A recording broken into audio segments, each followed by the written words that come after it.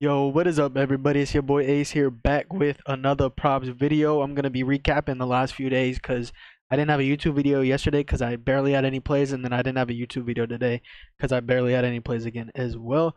So I'll go ahead and talk about the recap the last 3 days, and then I'll go ahead and give you guys two plays for tomorrow's board or today's board. If you're on the East Coast, it's 9:52 for me. But anyway, the last YouTube video I made was Bridges over 12.5 rebounds and assists, and then the second play was I believe Hero over 6.5 assists. So we went 1-on-1 on that video. Miles Bridges over 12.5 rebounds and assists. Okay, he hooked, right? He only played 26 minutes. Where if you go look at his games without LaMelo Ball, this was like 3 days ago. This wasn't today, 3 days ago. Without LaMelo, or 2 days ago, without LaMelo Ball and without Brandon Miller, he's been averaging like 37 minutes a game. And coach only gave him 26 minutes that game. I have to go and see it real quick. Like even today with LaMelo Ball, he played 35 minutes. So that's just fucking crazy. But then in this game, he only played 26 minutes without LaMelo, without Bridges. He was averaging like 36 minutes, and he still almost cashed in only 26 minutes. But for whatever reason, they just barely played him second quarter, only 5 minutes second quarter, when he usually gets like 9 minutes a quarter. And then fourth quarter only played 2 minutes. Like I don't know what the fuck the coach was doing. Um, just stupid shit, right? That was just so dumb. We definitely should have cashed that. He had 12 RA in only 26 minutes when he gets 36. Like, just think about that.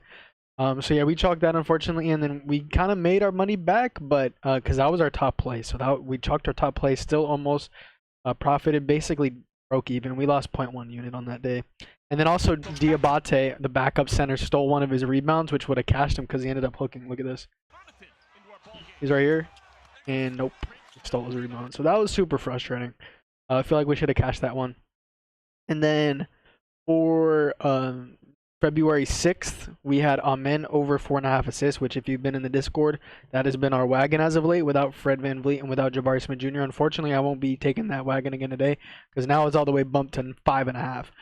But yeah, that cash, and then Nas over 8.5 rebounds live cash. So we went 2-0 on February 6th yesterday, plus 0.5 units. And then today, was pretty trash. I had Jaime Jaquez over 14.5 PRA, and then AJ Green over 7.5 points. AJ Green was a terrible read. Kyle Kuzma was playing, so that kind of threw everything off. So that's on me. Jaime Jaquez, I should have taken rebounds and assists. I talked about rebounds and assists and how good it was, but I said I was going to take PRA because the points matchup was really good, but he cashed RA and then he didn't cash PRA. So I'll take part blame on that as well. I feel like he should have cashed, but Spo was hoeing him with his minutes. And then our last ad was Tyus over 5.5 assists because they ruled Beal and KD out late. If you guys don't know, if you've been in the Discord, Tyus Jones, when Beal and KD, or when Beal's out, his assists go up way more. So I had to throw that in as a late ad in that cash, and that saved us some coin because that was our top play. So we lost 0.37 units today, and still puts us up barely in February. It should be a way better month, but it's been kind of iffy, like wishy-washy is the word. It's kind of been mid as of late in the past week, but still up, what is it, 18.5 units in 2025. So had a really good January. February's been mid as of late. This past week, we're only a weekend, so it's been mid. But hopefully we can get back on the right track. We got the Super Bowl on Sunday and NBA today. So I'll give you two NBA plays as per usual.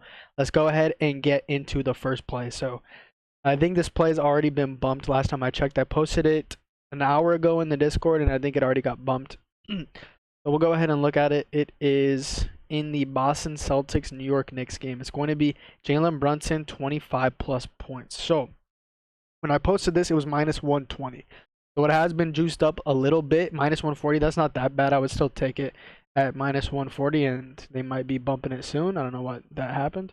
But yeah, I posted it at minus 120. That's another reason to join the Discord. You get all of my plays right as I post them, so before the bumps as well. And also I posted this play on my Twitter as well.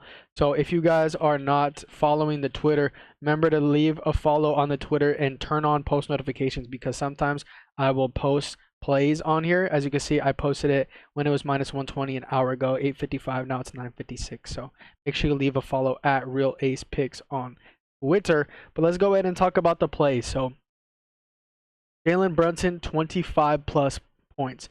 So when you look at this line, you know, it's not the best thing ever, right? Like you look at the hit rate. But remember, guys, like I always say, I say it in every video, damn near, injury reports are going to be your best friend with NBA betting. If you can navigate injury reports and see how certain injuries affect certain players, certain usage and whatnot. If you can factor that, or if you can like get that down, then you should be good with NBA. So this is another one of those times. So OG Anunoby is doubtful for this game. He is doubtful, so he should not be playing. Like 90+% of the time, if you're doubtful, you're not going to play, right? So just without OG Anunoby, he's cashed in 2 out of 2 games without OG Anunoby. But obviously, that's not that much data to go off of. So I'm going to add in some filters, and you're going to see the hit rate that he has with these filters, and then I'm going to explain why he should be hitting these filters. Okay. So first off, the first filter is going to be 30+ usage, and I'll tell you why he's going to be getting 30+, or he should be getting 30+ usage. And then this is props madness, by the way. So DPT right here is pick and roll ball handler. So if we look at teams against pick and roll ball handlers, right, and then we look at bottom 15 defenses against pick and roll ball handlers, you'll see that right there, right? And then 30+ minutes. So when you do that, okay, when you do that 30+ usage, bottom 15 defenses against pick and roll ball handlers, you will see that he has cashed this line in 9 out of 10 games. For some reason, I had a different chart. I don't know what I put on the last filter was. 30+ usage against, was it with Karl-Anthony Towns, maybe? That's what it was. Okay, sorry. With Karl-Anthony Towns, 30+ minutes, 30+ usage against teams that are bottom 15 against pick and roll ball handlers. Jalen Brunson has cashed this line in all 7 out of 7 of those games, averaging 33.3 points per game. And now I'm going to tell you why he should fit into all of these criteria given here. Okay, like I said, OG Anunoby is doubtful. If we go ahead and look at court IQ and we look at New York Knicks numbers with OG Anunoby off the court, right? Because if he's ruled out, he's not going to be on the court at all. So with OG Anunoby off the court, if we look at the New York Knicks usage, Jalen Brunson averages 35.35% usage with OG Anunoby off the court. Okay, so he should easily be seeing 30+ usage. He's averaging 35+ usage with OG off the court. And if we also look at his numbers as well, just his points, he's averaging 33.16 points per 36 minutes with OG Anunoby off the court. We only need 25 here. So not only is he hitting that 30+ usage mark, he's getting 35.35. He's also getting this points number as well. He's averaging 33.16 points per 36 minutes without OG Anunoby, with OG Anunoby off the court. I'm definitely expecting 36+ minutes with how competitive this game should be against the Boston Celtics, 2 of the top teams in the East. And if you guys know Tom Thibodeau, the coach of the Knicks, he is going to play his starters a fuck ton, and especially in a matchup like this where it's kind of a rivalry, 2 of the top 4 teams in the East, probably 2 of the top 3, I would say. I'm definitely expecting Brunson to get a ton of minutes here, especially with Tibbs. And as for the bottom 15 defenses against pick and roll ball handlers part, because that's the last aspect, right? If we go ahead and look at the matchup here, Boston Celtics against the Boston Celtics, Brunson scores in general this season. Brunson scores 32% of his points from pick and roll ball handler situations. That's a third of his points just from pick and roll ball handler plays. The Boston Celtics are ranked 27th, meaning they are allowing the 4th most points per game to pick and roll ball handlers. So the Boston Celtics defense is easily a bottom 15 defense against pick and roll ball handlers. They're bottom 5. They're bottom 4. They're allowing the 4th most points per game to pick and roll ball handlers. And all these teams shown in this chart are bottom 15, right? The Pistons, if you go ahead and look, the Pistons, they're allowing, like, what's that, 23rd? That's like the 8th most. Rockets, they're allowing the 2nd most. Suns allowing the 3rd most. Magic, I think that's the 12th most. Pistons 8th most again, Rockets 2nd most again, and then Raptors are allowing like the 13th most. Now they're playing the Celtics, who are allowing the 4th most points per game to pick and roll ball handlers. Brunson feeds off that, as you guys can see, averaging 32% of his points come from that specific play type, pick and roll ball handling. And if we go ahead and look just against bottom 5 teams, his points per game goes up even more to 35.7 points per game against bottom 5 pick and roll ball handling teams with 30+ usage and 30+ minutes with Cat. And he should easily be able to hit all those. And we only need 25 points here, right? He's averaging 36 against these 3 teams. We only need 25 points here. So I'm loving this play as well. Celtics, if you guys don't know, they run drop coverage, meaning when the Knicks, when they do pick and roll, which Brunson gets a ton of his points from, right? When they do pick and roll, Porzingis, instead of guarding right up on Cat, he's going to be dropped back in the paint playing drop coverage.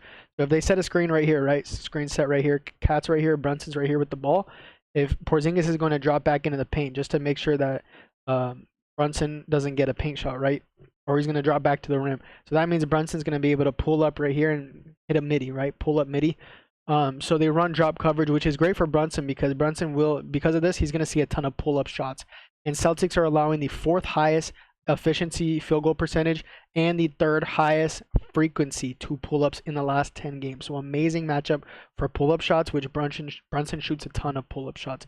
So that's very, very good as well. 31% of Brunson points comes from the paint, as you can see right here. The Boston Celtics, they're allowing the 9th most points per game to the paint as well. So just an all-around amazing matchup for Jalen Brunson here, especially if OG Anunoby's ruled out, which he is doubtful right now. So I'm definitely expecting him to be ruled out. Loving this play, 0.75 units. And then the second play of the day is going to be a little lighter play. Brunson, I definitely like Brunson more than this play.